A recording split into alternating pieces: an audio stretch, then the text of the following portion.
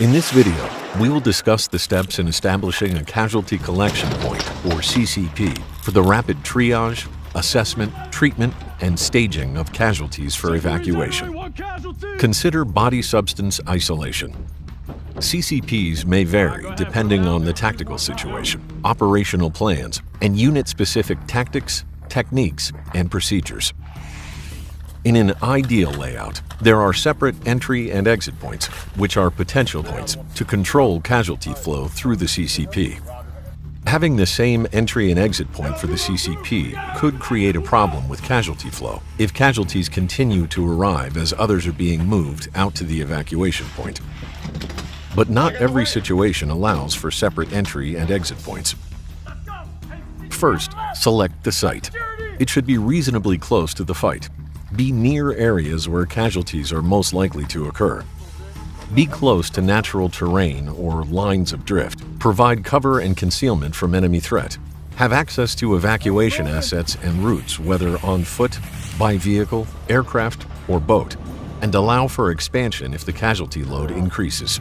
Next, assign responsibilities for non-medical and medical personnel supporting the CCP. Establish the CCP with day and night marking systems, such as color-coded signs during daylight hours and color-coded chemical lights during nighttime hours. Establish a separate triage area, also with day and night marking systems. Next, establish a killed in action (KIA) area away from the other casualties. Leadership will establish the casualty flow and control everything outside the casualty collection point, and medical personnel are responsible for everything inside the CCP. Establish a casualty movement flow for entry into and exit from the CCP for tracking and access control. The entry point location is where casualties are triaged. You will need to triage casualties and then transfer them to separate treatment areas based on treatment priorities. The treatment priorities are immediate, delayed, minimal, or expectant. You must also establish a medical resupply area.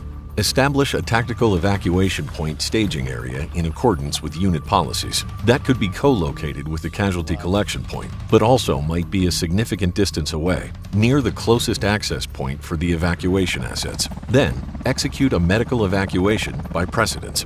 Urgent are within 2 hours. They should be loaded onto the asset last, so they are first off at the medical destination.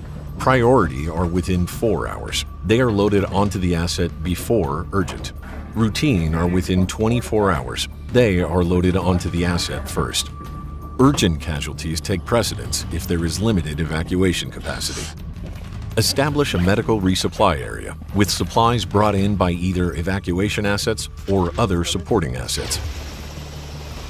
Once the evacuation asset picks up the casualties, they transition from the tactical field care phase to the tactical evacuation care phase.